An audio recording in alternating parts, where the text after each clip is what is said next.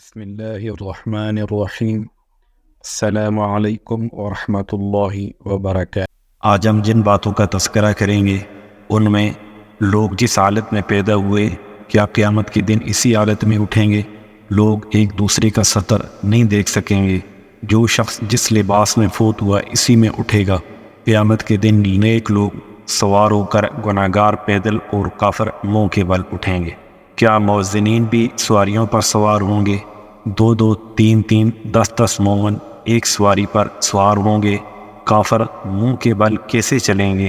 فرشتے ان کو منہ کے بل کیسے گھسیٹیں گے؟ حضرات انبیاء اور صحابہ کی سواریاں کیسی ہوں گی؟ مومن اور کافر کے اعمال ان کے لیے سواریوں کا کام دیں گے؟ مومن قبوری سے سواریوں پر سوار ہو جائیں گے۔ قیامت کے دن انسان کو لے کر چلنے والے فرشتے کون ہوں گے؟ خوشخبری سنانے والے فرشتے کون ہوں گے؟ جنازہ کے ساتھ جانے والوں کے اکرام کے لیے فرشتے انہیں قبروں سے لے کر آئیں گے۔ مومنین کو فرشتوں نے اپنے حصار میں لے رکھا ہوگا۔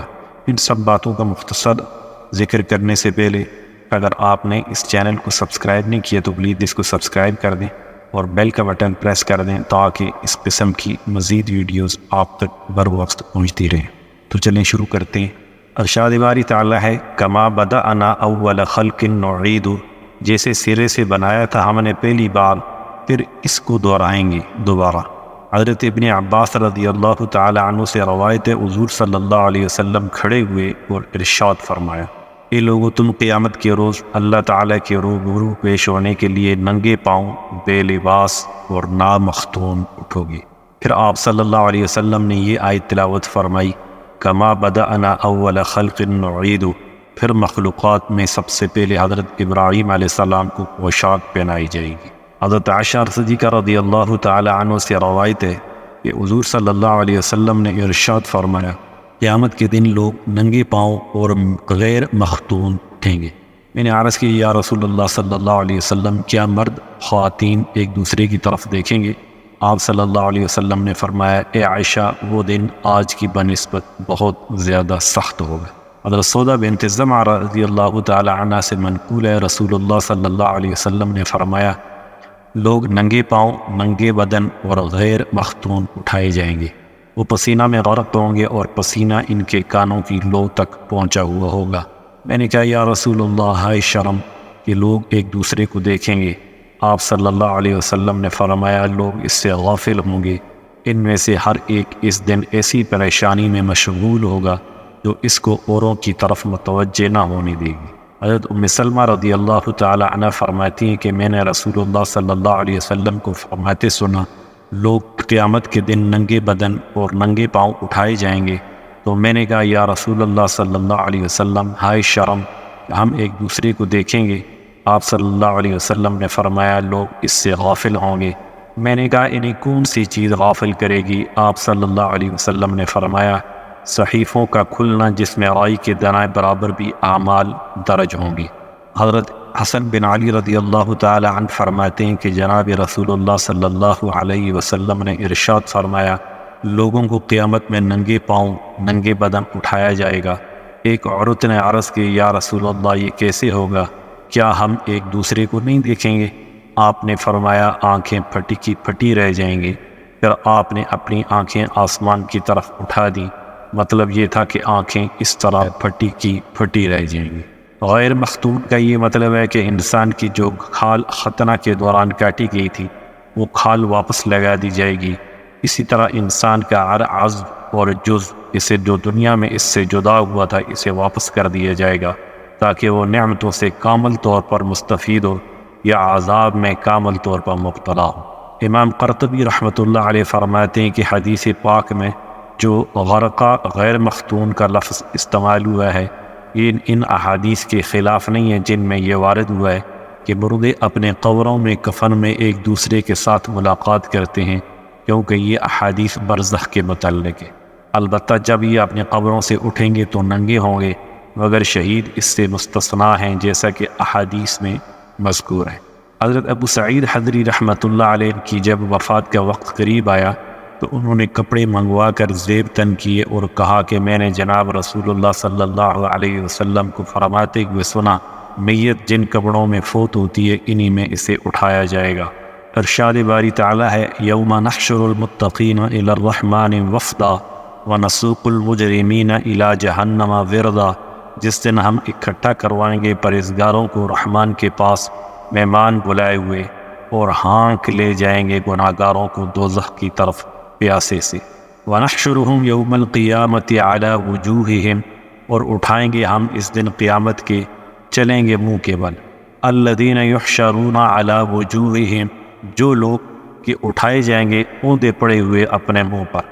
حضرت علی رضی اللہ تعالی عنہ نے الَّذِينَ يَحْشُرُونَ عَلَى وُجُوهِهِمْ، جو لوگ کہ اٹھائے جائیں گے اوندے پڑے ہوئے اپنے منہ پر، تلاوت کی اور فرمایا، اللہ کی قسم معزن پیدل نہیں اٹھیں گے اور نہ انہیں پیدل چلایا جائے گا، بلکہ ان کے پاس جنت کی اونٹنیاں لائی جائیں گی۔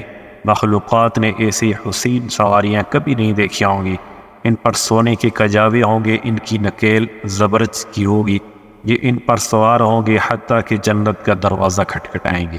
حضرت ابو ہریرہ رضی اللہ تعالی عنہ سے روایت ہے، حضور صلی اللہ علیہ وسلم نے ارشاد فرمایا، لوگوں کو تین طرح محشور کیا جائے گا، رغبت و شوق والے اور خوف والے مومن، دو مومن ایک اونٹ پر، تین مومن ایک اونٹ پر سوار ہو کر اٹھیں گے، اور 10 بھی ایک اونٹ پر سوار ہو کر اٹھیں گے۔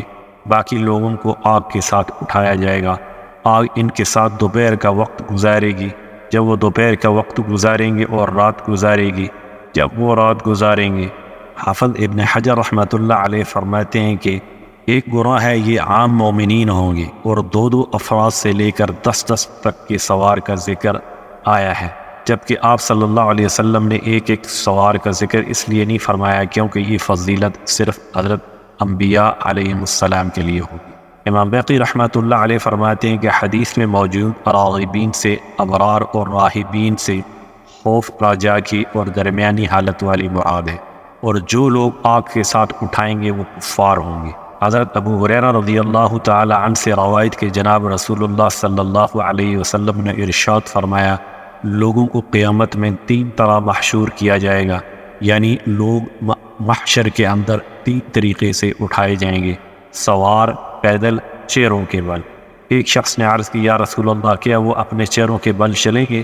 آپ صلی اللہ علیہ وسلم نے فرمایا، جس ذات نے انہیں قدموں پر چلایا ہے وہ اس پر بھی قادر ہے انہیں چیروں کے بل چلائے۔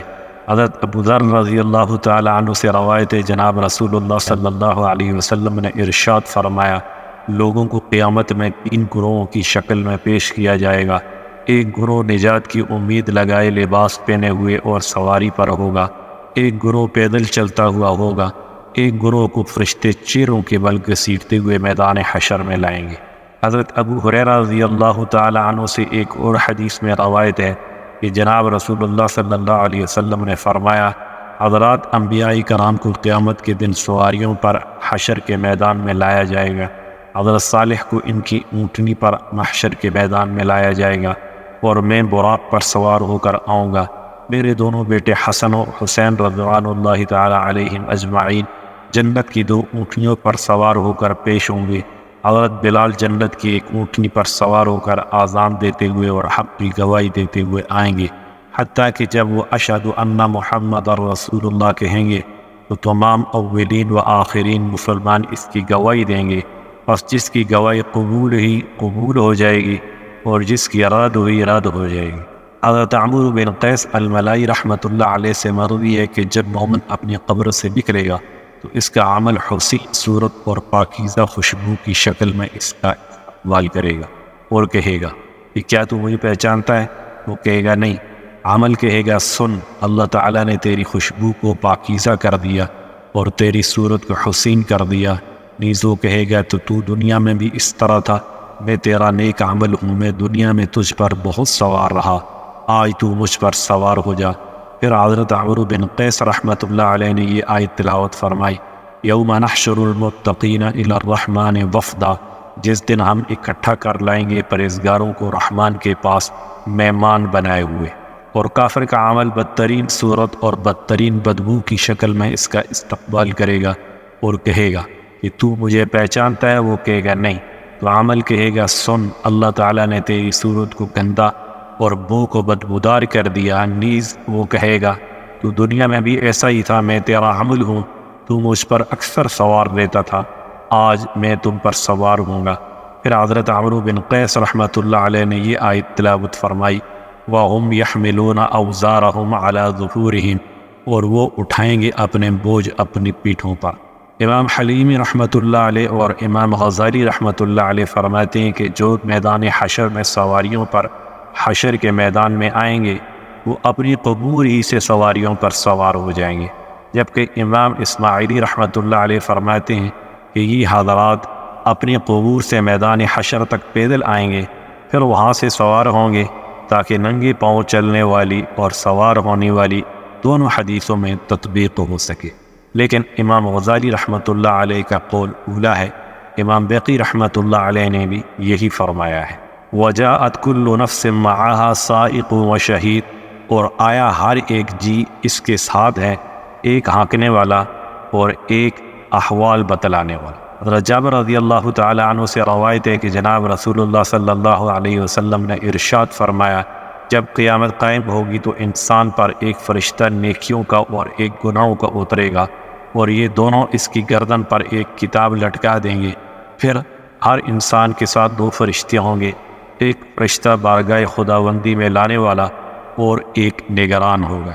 حضرت ثابت البنانی رحمۃ اللہ علیہ نے سورہ حامیم سجدہ کی تلاوت کی، جب وہ ان الذین قالوا ربنا اللہ ثم استقاموا تتنزل علیہم الملائکہ، تحقیق جنہوں نے کہا رب ہمارا اللہ ہے پھر اسی پر قائم رہے، ان پر فرشتے اترتے ہیں۔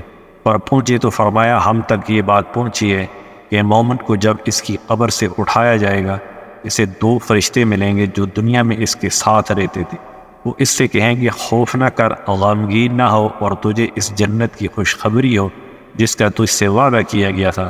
نیز فرمایا کہ پھر اللہ تعالیٰ اس کو خوف سے امان دے گا اور اس کی آنکھوں کو ٹھنڈا کر دیں گے۔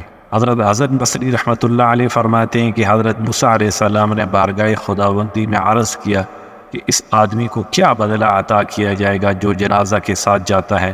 اللہ تبارک و تعالی نے فرمایا، یا میں اس آدمی کے پاس ملائکہ بھیجوں گا جو اپنے جھنڈے لے کر اس کی قبر پر پہنچیں گے اور اس کے ساتھ چلتے ہوئے اسے قبر سے میدان حشر تک لائیں گے۔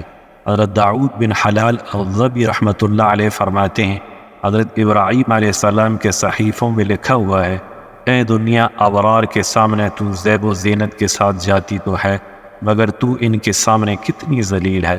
میں نے ان کے دلوں میں تیرا بغض اور تیری دوری ڈال دی ہے، میں نے تم سے زیادہ بے قیمت کوئی چیز پیدا نہیں کی، تو ہر حال میں گھٹیا اور تیرا انجام فنا ہے۔ میں نے جب تجھے پیدا کیا اسی دن فیصلہ کیا تھا کہ نہ تو کسی کے لیے رہے گی اور نہ کوئی تیرے لیے رہے گا، اگرچہ کوئی تیری وجہ سے بخل کرے اور کنجوس بنے۔ ان نیک لوگوں کو بشارت ہو جنہوں نے اپنے دلوں سے میری رضا کو پہچان لیا اور خود میں صدق و استقامت کو جگہ دی۔